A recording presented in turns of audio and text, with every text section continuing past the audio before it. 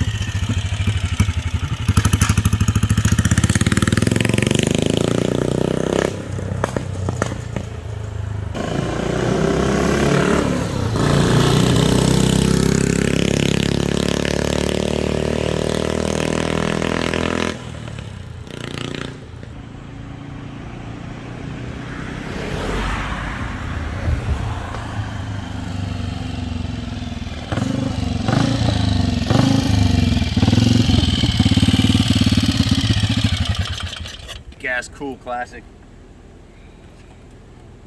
paint job on this thing. Freaking beautiful.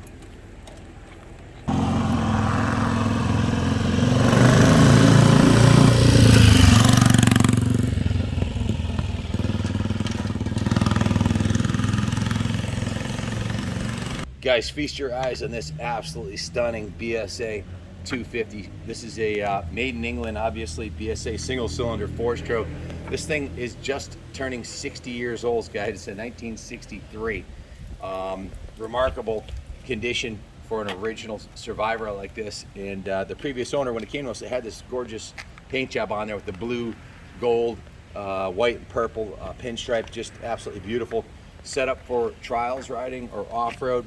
It has a nice aluminum front number plate. It has the original style aluminum front fender. I'm not sure if it's the original one, but the original forks, front wheel, front end are all in excellent condition. It has a nice set of off-road style black bars. Bike's been completely gone through. It's been repainted. The frame's been repainted. The forks have been repainted. The wheel hub's been repainted. It's been polished and shined from top to bottom, and it's an absolutely awesome piece. If looks could kill, this thing's absolutely beautiful. Just something about the swooping aluminum fenders, the solo saddle, the metal racing number plate on the side and the front, the profile of the big 250cc vertical single 4-stroke, the aluminum side engine covers, just a really beautiful piece. I love the colors of it. The aluminum tank shines beautifully. That's the original aluminum tank on it. It's been quite a bit of work has been done to the bike. The previous owner had disassembled and rebuilt the engine, and we did quite a bit of work on it. We had to draw a line in the sands at 35 hours labor. At $120 an hour labor, we invested $4,200 of labor, and we've got a line of people waiting for us to work on their bikes. This is one that we're doing for resale, so we have to we don't want to price it so that we have more in labor than it's worth, and we're almost at that point now between parts and labor and taxes. The work order came out to $4,895. You can see the tank has been repainted. You can see the seat has been recovered. The frame's been repainted. It's got a nice set of replacement shocks on there. Nice megaphone exhaust, gold chain, nice set of new tires on it, front and rear. The brakes work beautifully. The chain and sprockets are in mint condition. The chain is new. The shift's great. The pegs are in nice condition. The Kickstarter, everything appears to be in really good condition, including the new air filter on the rebuilt carburetor. Let me go over the work order with you in a second. It does have a new battery in it, new engine oil, 50-weight engine oil, new spark plug, new fuel pack cock. The carb was given a major overhaul. New kill switch, new gold chain. It's got ethanol-free fuel on it. So they put the battery in it, tested the switch, had a good positive ground. I got like pages of notes here I'm gonna go over with you on what they did to it. They removed the carb, cleaned it, reinstalled it, tested it, was leaking it, so they ordered a rebuild kit. It still was leaking and the float wasn't correct, so they took off the carb from another C15 BSA we had in stock, cleaned the carb, installed it. This one leaks a little bit too. They modified the float to make it adjustable and made one good carb out of the two. And this carb seems to be working pretty good now. They installed a new gold chain, repaired the strip bolt for the oil tank mount, retapped that, replaced it, checked and replaced the hardware for that, did the oil change, repaired the wiring from the battery to the harness, checked the spokes on both wheels, started it up. The kill switch wasn't working, so they replaced that. The clutch was stuck, so they pulled apart the clutch plates and unstuck them, and they were still in good serviceable condition, so they put them back together. It was just stuck from sitting for years. The carb started leaking again, so they pulled it apart a third time, found the problem that there was an O-ring under the needle seat causing the needle to not sit right, and which kept the fuel flowing, and now the carb's good, it's not leaking. It started leaking oil after we ran it on the kicker side through a little vent hole. They found the oil sump wasn't working right. They cleaned out the oiled sump, got it to work. Now it doesn't leak out of the right side anymore. Test rode it as I demonstrated. It's real nice, mellow power, sufficient power for off-road or on the street. Has a real nice exhaust note, nice little thumper. The previous owner had rebuilt the owner. We don't know exactly what he had done to it, but it appears to run pretty good. We're selling the bike as is. We don't have the luxury of putting any more time into this thing because we're sitting on basically, we could have worked on one of our clients' bikes and made $5,000, and in this bike, we don't want to put $10,000 worth of labor into a bike that's less than that. So we did not want to dismantle the engine. It runs, it shifts, starts and runs. The brakes work great. The throttle, everything's in working order on it.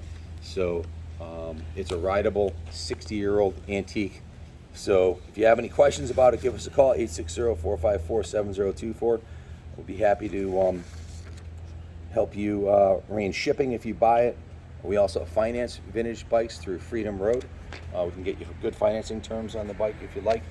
And I hope it finds a good home. I mean, this bike is, guys, it's 60 years old. It really is a work of art at this point. You could put this in a restaurant or a bar or a let's say a Triumph or a vintage motorcycle dealership or a museum. This thing's going on. It's going right into the motorcycle museum, into the BSA section where it'll be on display until it finds a new home. It belongs in a museum. It is obviously an antique. It's beyond 20 years is a classic, 50 years is antique. This is 60 years old, so it's legit rideable art, really, and it's a beautiful piece.